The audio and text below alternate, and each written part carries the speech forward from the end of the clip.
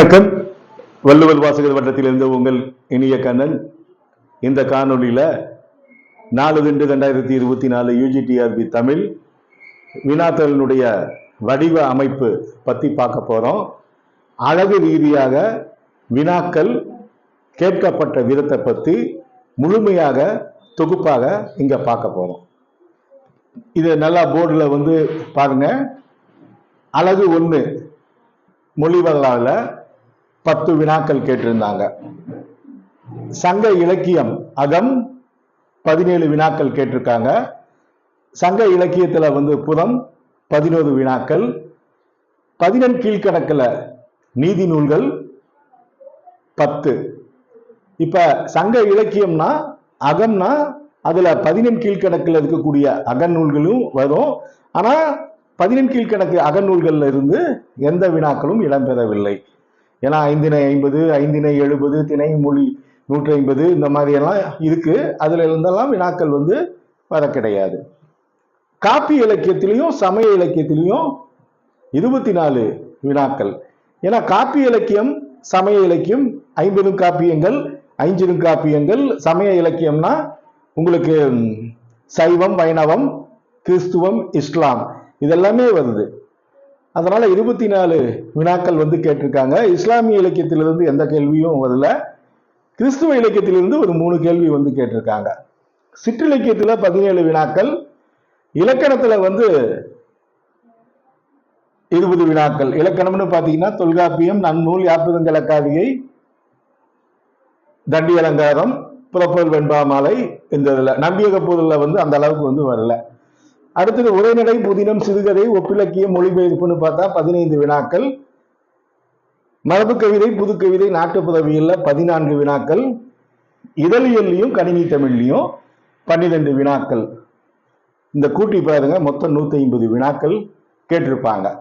இப்ப நாம அழகு 1 மொழி வரலாறுல என்னுடைய பாயிண்ட் ஆஃப் வியூல ஒரே ஒரு கேள்விதான் ஸ்கூல் புக்ல இருந்து வந்திருக்கு. அந்த எல்லிஸ் விடை வரும் பாத்தீங்களா? அந்த கேள்வி எந்த கேள்வினா இருங்க பார்த்து நான் சொல்லிடுவேன். தமிழ், தெலுங்கு, மலையாளம், கன்னடம் ஆகிய 4 மொழிகளுக்கு இடையேயுள்ள ஒற்றுமைகளை சுட்டி காட்டியவர். இந்த சி சீரியஸ்ல போய் பாருங்க. இந்த கொஸ்டின் பேப்பர் சி சீரியஸ்ல 49வது கேள்வி 9th புக்ல இருக்கு. மற்றபடி துணை ஒலிகள், அந்த விளக்கமுறை மொழியியல், நகர விகுதி ஒருமை, மகர விகுதி ஒருமை, அப்புறம் ஆனைமலை, குடுமியான்மலை கல்வெட்டு, இதெல்லாம் maximum Sakthivel book, John Samuel book, இந்த புத்தகத்துல இருந்துதான் கேட்டிருக்காங்க. அந்த புத்தகம் எல்லாம் போன இந்த இதுல நான் காட்டியிருப்பேன். அதே மாதிரி தென்பாண்டி நாட்டினது ஆவினை அழைப்பதுங்கிறது இலக்கணம் தான். கிட்டத்தட்ட அதுல 10 கேள்வி. அதே மாதிரி அந்த பிரிவெளி ஒலிகள், சொல்லுருபன், கட்டுரபன்னா மொழியல் சீனிவாசன் அந்த புத்தகத்துல இருந்து வந்திருக்கு. இந்த மொழி வரலாறுல பாத்தீங்கன்னா எளிமையான வினாக்கள்னு பார்த்தா ஒரே ஒரு வினாக்கள் தான்.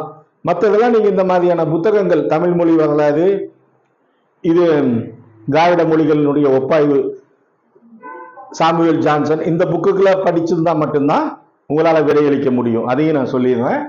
அடுத்தது சங்க இலக்கியத்துல அகம் 17 வினாக்கள்ல மிக மிக கடினமானது. அதாவது சங்க இலக்கியம் புறம் 14 கீழ்கணக்கு. கிட்டத்தட்ட இந்த ரெண்டையுமே எடுத்துக்கங்க, மொத்தம் 28 கொஸ்டின்ஸ் வருது. ஒரு ஆவரேஜா நம்ம 30 எடுத்துக்கிட்டா சங்க இலக்கியம் ஈக்குவல் டு சைக்காலஜி. பிஜிடிஆர்பில சைக்காலஜில 30 கேள்வி கேட்பாங்க. அந்த 30 கேள்வி எப்படி எந்த புக்ல வருது, அது எப்படி எடுத்தா எப்படி வினாக்களுக்கு விடையளிப்பது, அதே மாதிரிதான் இந்த யூஜிடிஆர்பில் இருக்கக்கூடிய இந்த 30 கேள்விக்கும் சங்க இலக்கியம் நான் 28 கேள்வி போட்டிருக்கேன். ஒரு உதாரணத்துக்கு சொல்றேன். அனைத்துமே ஊகத்தின் அடிப்படையில விடையளித்தவர்கள் தான் அதிகம். இந்த இதுல மேக்சிமம் சாவி சுப்பிரமணியம் புக்கு ஏற்கனவே கேட்டிருந்தேன். திரும்ப நான் புத்தகத்தை காட்ட விரும்பல, டைம் ஆகுது. அதே புத்தகத்துல இருந்துதான் அதிகமான வினாக்கள் வந்திருக்கு. இதுல ஒரு முரண்பட்ட கருத்துக்கள் ஒன்று இருக்கு. அந்த கேள்வி நான் சொல்றேன். ஒவ்வொருத்தர் பரவாயில்ல, நம்மளுடைய ஸ்டூடெண்ட் என்னுடைய கமெண்ட்ல இருக்கிறவங்க நல்லா ஏகப்பட்ட புத்திசாலி நபர்கள். அவங்க ஒரு கேள்விக்கு அந்த கேள்வி நான் சொல்றேன் சார். எந்த கேள்வினா, நான் வந்து யூடியூப்ல போட்டிருந்தேன். 77வது கேள்வி, உளும் எருது இல்லாத உணவுக்கு வீணா போகும் நிலத்தின் ஈரம். அந்த விடை வந்து ஆக்சுவலா நான் அந்த புத்தகத்தை காட்டிட்டேன். அது வந்து இன்ன 40 தான் விடை. சரியா கண்டுபிடிச்சு கமெண்ட்ல வந்து போட்டிருந்திருக்காங்க. அவங்களுக்கு வந்து என்னுடைய வாழ்த்துக்கள். 3-4 பேர் வந்து சொல்லியிருக்காங்க. ஆக்சுவலா இன்ன 40 282வது பக்கம் சாவே சுப்பு அதுதான். பட் அது வந்து இனிவை 40ன்னு வந்து சொல்லியாச்சு. அது வந்து இன்ன 40. அதுக்காக அவங்க வாழ்த்துக்களை வந்து தெரிவித்துக் கொள்கிறேன். அதே மாதிரி 77வது கொஸ்டின்ஸ், உளும் எருது இல்லாத உழவுக்கு அது வந்து இன்ன 40. அடுத்த கேள்வி வந்து பாத்தீங்கன்னா, இந்த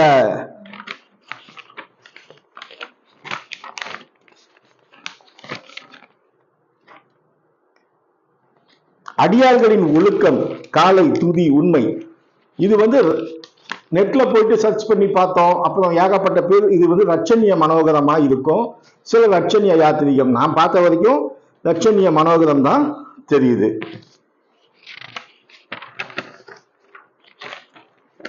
அடுத்தது வந்து ஒரு கேள்வி சொல்லிடுறேன். 154வது, விடுகதையின் வடிவங்களுள் ஒன்று. நீங்க நாட்டுப்புறவியல் சாவே சுப்பிரமணியன் புக்கில் 457 பக்கத்துல படிச்சு பார்த்தீங்கன்னா, இந்த வில்லுப்பாட்டு வந்து விடுகதை அமைப்புல பாடப்படும் சொல்லப்பட்டிருக்கு. ஆனா நாட்டுப்புறவியல் சண்முக சுந்தரம்னு ஒருத்தர் எழுதியிருக்காரு. அவருடைய புத்தகத்துல பேஜ் நம்பர் 235. அந்த புத்தகம் இல்ல, எங்களுடைய இன்ஸ்டியூட்ல படிக்கக்கூடிய லிங்கக்கனி அப்படிங்கிற அந்த பொண்ணு வந்து எனக்கு அதை இந்த இது போட்டோ எடுத்து அனுப்பி விட்டுருக்காங்க. இதை வந்து எப்பிக்கிறாம் விடுகதையின் வடிவங்களில் ஒன்று விகடப்பா நாட்டுப்புறவியல் சண்முக சுந்தரம். இன்கேஸ் இந்த கேள்விக்கு கொஞ்சம் ஆன்சர் கீழே மாத்தி கொடுத்தா தயவு செய்து என்கிட்ட கேளுங்க. அந்த புத்தகத்தினுடைய இது வந்து என்கிட்ட இருக்கு. புத்தகம் அட்டை பக்கம் எல்லாமே எடுத்து உங்களுக்கு நான் வந்து அனுப்பி விடுறேன். பாருங்க, ஒரே கேள்விக்கு 2 புத்தகத்துல வந்து வித்தியாசமா இருக்கு. அதே மாதிரி இன்னொரு கேள்வி சொல்றேன்.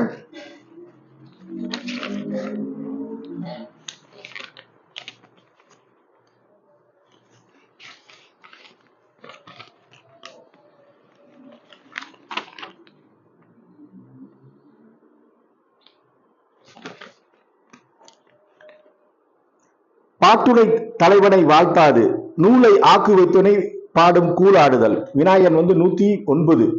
பாட்டுடை தலைவனை வாழ்த்தாது நூலை ஆக்கி வைத்தனை பாடும் கூலாடுதல். இதெல்லாம் நம்ம டவுட்ல வந்து போட்டது.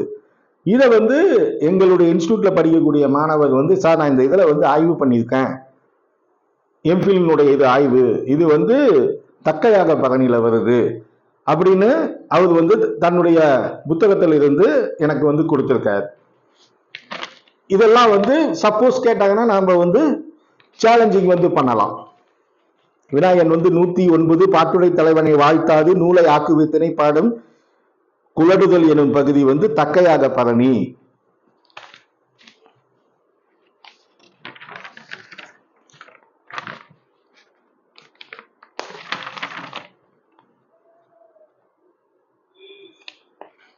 அதே மாதிரி ஒண்ணு துருகல்னு ஒண்ணு கொஸ்டின் வரும் பாருங்க.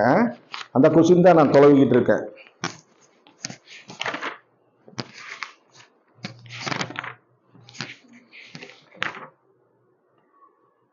பெருமல் வானத்து பருந்துளாய் நடப்ப தூரு இவள் துருகள். இது வந்து சங்கர் அப்படின்னு எங்களுடைய பயிற்சி வகுப்பு மாணவர் என்ன சொல்றாரு, சார் நெருங்கிய பாதைகள்னு NCBH new century book house அந்த இதையும் எனக்கு போட்டோ எடுத்து அனுப்பியிருக்காரு.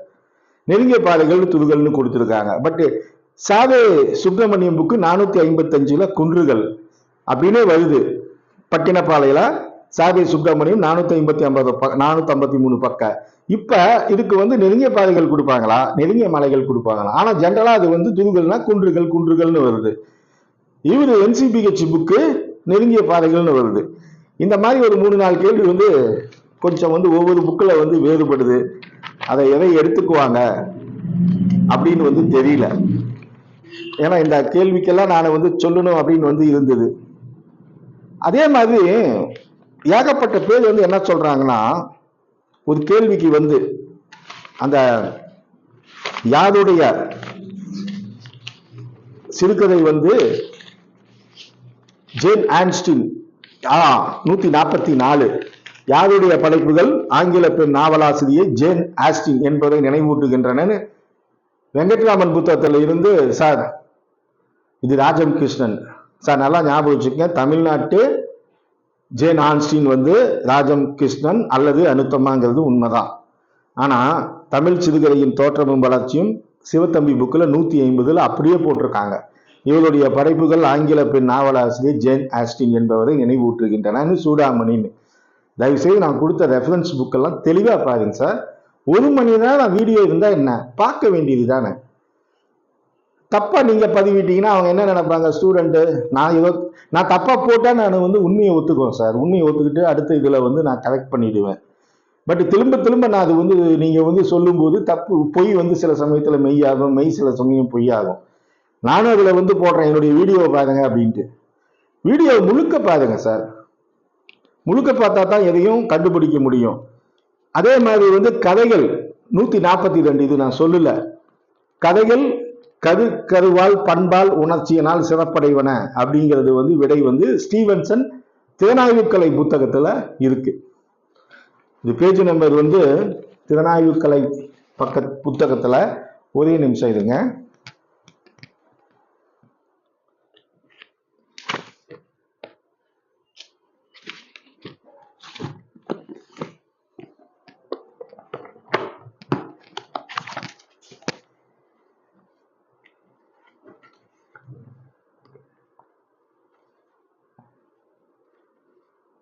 எழுபத்தாறாம் பக்கம் நினைக்கிறேன் சார். திறனாய்வுக்கலை புத்தகத்துல கதைக்கருவால் பண்பால் உணர்ச்சியால் சிறப்படைவன ஸ்டீவன்சன் திறனாய்வுக்கலை புக்ல இருக்கு, பார்த்துக்குங்க. ஒரு நண்பர் வந்து கமெண்ட்லேயே போட்டிருந்தாரு. நன்றி, அவருக்கு என்னுடைய வாழ்த்தை தெரிவிச்சுக்கிறேன். அதே மாதிரி பாருங்க, இந்த இதை எல்லாமே நான் 1 செகண்ட் மறுபடியும் நான் சொல்றேன். இந்த அளவுக்கு இலக்கணம்லாம் பார்த்தீங்கன்னா உங்களுக்கு நன்னூர்ல இருந்து கேட்டிருக்காங்க. தண்டி அலங்காரத்திலிருந்து ஒரே ஒரு வினாக்கள் இதுக்கு, யாப்பெருங்காலுக்கு அருகில் இதுக்கு. மேக்சிமம் ஸ்கூல் புக்கில் இருந்து இலக்கணம் வந்து கேட்ட மாதிரி இல்லை.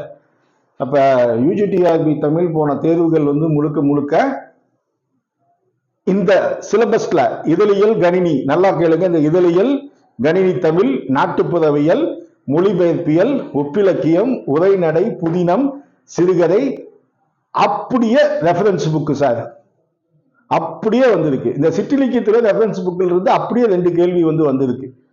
அப்ப மேக்சிமம் ரெஃபரன்ஸ் புக்ல படிச்சிருந்தா இந்த இதுல கிட்டத்தட்ட நீங்க கூட்டி பாத்தீங்கன்னா 41 கேள்வி வருது. ரெஃபரன்ஸ் புக்ல இருந்து கிட்டத்தட்ட வந்து 60 கேள்வி பக்கமா வந்திருக்கு. ரெஃபரன்ஸ் புக்கை படிச்சிருந்தாலே கண்டிப்பா வெற்றி வாய்ப்பு உறுதி. இதுக்கெல்லாம் ரெஃபரன்ஸ் புக்கு கொடுக்கல. கிட்டத்தட்ட இது வந்து 4 இது வச்சுக்கோங்க, 10, 20, 60 கேள்வி பக்கமா ரெஃபரன்ஸ் புக்கு வந்து கிடையாது. 30 ரெஃபரன்ஸ் புக்கு இந்த இதுக்கே இல்லை. 60 மீதி வந்து 60 கேள்வி ரெஃபரன்ஸ் புக்கு, 90 கேள்வி வந்து ரெஃபரன்ஸ் புக்கில் இல்லை. அதே மாதிரி கடினமான வினாக்கள்னு பார்த்தீங்கன்னாலும் 90 கேள்வி தான். அதனாலதான் என்னுடைய முதல் வீடியோல 90லிருந்து 100 கேள்விகள் வந்து கடினம்னு நான் வந்து போட்டிருந்திருக்கேன். ஆனாலும் கட் ஆஃப் வந்து நான் ஏற்கனவே யூகிச்ச மாதிரி தான். ஏன்னா மேக்சிமம் ஃபோன் பண்றவங்க எல்லாமே ஐயா நான் 90க்கு மேலே எடுத்திருக்கேன், 90க்கு மேலே எடுத்தவங்க தான் அதிகமாக வந்து ஃபோன் பண்ணியிருக்காங்க. அதே மாதிரி எங்களுடைய ஒரு சுவையான செய்திங்க, எங்ககிட்ட 2018 இருந்து செல்வராஜ் அப்படிங்கிறவர் அதிகுலத்தை சேர்ந்தவர், அவருக்கு வந்து 105க்கு மேல அப்படின்னு வந்து சொல்றாரு. எங்ககிட்டையும் சொல்றாரு, அவர் எங்ககிட்ட தான் படிக்கிறாரு. கிட்டத்தட்ட 3-4 இன்ஸ்டியூட்ல நான் ஏற்கனவே போன வீடியோலே போட்டிருந்தேன். அதிகுலத்தை சேர்ந்த செல்வராஜ்ங்கிறவர் 105 மார்க் எடுத்தேன்னு சொல்றாரு. அப்படியே 3-4 இன்ஸ்டியூட்ல போடுறாங்க. இதெல்லாம் தப்பு சார். என்கிட்ட அவர் 2018 படிச்சதுக்கு, ஃபீஸ் கட்டினதுக்கு, இது என்கிட்ட பேசினதுக்கு, அப்ளிகேஷன் ஃபில்அப் பண்ணி கொடுத்துருக்காரு ஸ்டூடெண்ட்டுன்னு. இத்தனைக்கும் அவர் வாய்ஸ் மெசேஜ் போட்டிருக்காரு. மற்ற இன்ஸ்டியூட்ல போட்டதெல்லாம் தப்பு, ஐயா இனிய கண்ணன்கிட்ட தான் படிச்சேன்னு எனக்கே தகவல் அனுப்பாங்க. சார் என்ன கேட்காம எல்லாம் போட்டிருக்காங்க. பட் அந்த இன்ஸ்டியூட்ல போயிட்டு சண்டை போடுறதோ திட்டுறதோ வேலை கிடையாது. இது வந்து யூடியூப் வாயிலாக என்னுடைய தாழ்மையான வேண்டுகோள். அறிவை வந்து திருடாதீங்க. ஒருத்தருடைய வெற்றியை வந்து மற்றவர்கள் வந்து பங்கு போடுவது மிக மிக மிக இழிவான வந்து செயல். அவங்க தெரிஞ்சு செஞ்சாங்களோ தெரியாம செய்யறாங்களோ தெரியாது எனக்கு. பட்டு எந்த இன்ஸ்டியூட்னு மேக்சிமம் எல்லாத்துக்குமே தெரியும். ஒரு 2-3 இன்ஸ்டியூட்ல அவருடைய பெயர் வந்து வருது. பட் அவர் அங்கே படித்தாரா இல்லையான்னு நானும் அவர் கேட்கறதுக்கு ரைட் கிடையாது.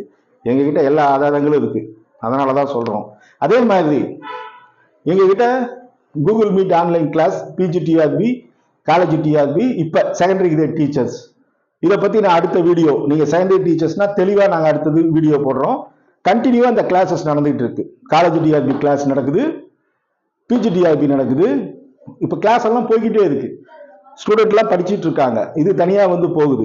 இன்கேஸ் நீங்கள் பார்டர் இருக்கிறீங்க, எவ்வளோ பேர் கேட்குறாங்க சார் 90 எடுத்து நீங்கள் யோசிக்க வேணாம். உங்கள்கிட்ட நாங்கள் ஃபீஸ் எல்லாம் வாங்கல. ரிசல்ட் வர வரைக்கும் படிங்க சார். ரிசல்ட் வந்தால் நீங்கள் வேலைக்கு போயிடுங்க. ரிசல்ட் வரலைன்னா என்கிட்ட ஃபீஸ் கட்டி படிங்க. ஒரே வார்த்தை.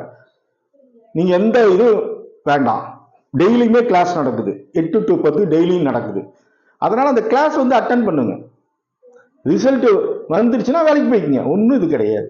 சொல்லிக் கொடுக்கறதுனால ஒன்றும் தப்பு இல்லை. இன்கேஸ் வரலைன்னா அப்படியே ஃபீஸ் கட்டி கண்டினியூ பண்ணிக்கோங்க.